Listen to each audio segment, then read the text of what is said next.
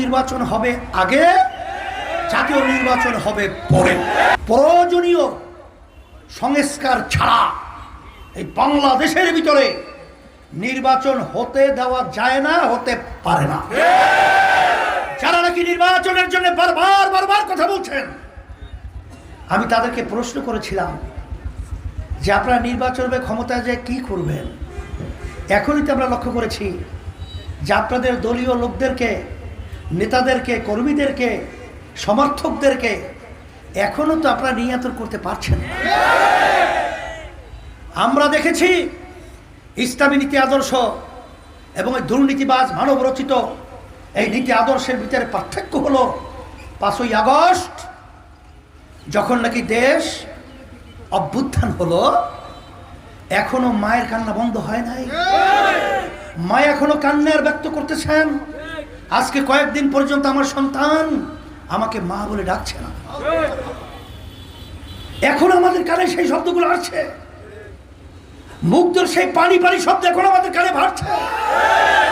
আজকে রাজপথ রক্তে রঞ্জিত হয়েছে। আজকে হাজার শত আজকে বাংলাদেশের মানুষ চোখ হারিয়েছে, বঙ্গুত্ব বরণ করেছে।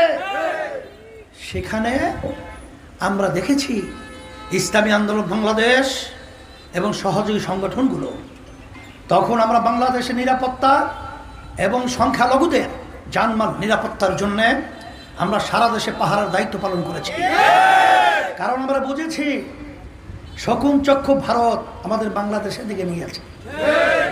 সুযোগ পাবে তো আন্তর্জাতিকভাবে সংখ্যালঘুদের ইস্যু সামনে নিয়ে এসে আমাদের দেশে অশান্তি করবে, এই ধরনের চিন্তা তারা করবে, এটা আমরা বুঝতে পেরেছি।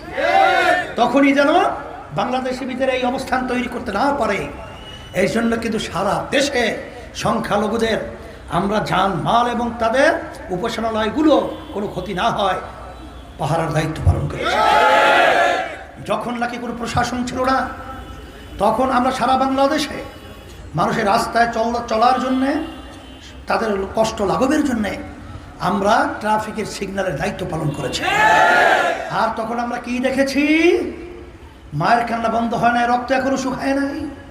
তখন এক শ্রেণীর নর পশুরা তখন চাঁদাবাজিতে লিপ্ত, তারা টেন্ডারবাজিতে লিপ্ত, তারা বিভিন্ন ঘাট দখলে লিপ্ত, তারা স্টেশন দখলের জন্য লিপ্ত।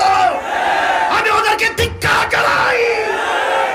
বাংলাদেশ থেকে এই দুর্নীতিবাজদেরকে উৎখাত করে বঙ্গোপসাগরের মধ্যে নিক্ষিপ্ত করতে হবে,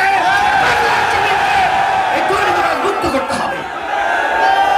এর জন্য আমি বলেছিলাম যে আপনারা যারা নির্বাচনের জন্য পাগল হয়েছেন, আগে আপনারা আমাদেরকে দেখান যে আপনারা নিয়ন্ত্রণ করতে পেরেছেন। যদি নিয়ন্ত্রণ করতে না পারেন, ক্ষমতায় যাওয়ার পরে আপনারা যে কি কাণ্ড করবেন এটা আমাদের জানা আছে। এই জন্য সংস্কার প্রয়োজনীয় আগে, আর যৌক্তিক সময় নির্বাচন পরে, আর সাথে সাথে স্থানীয় নির্বাচন হবে আগে, জাতীয় নির্বাচন হবে পরে।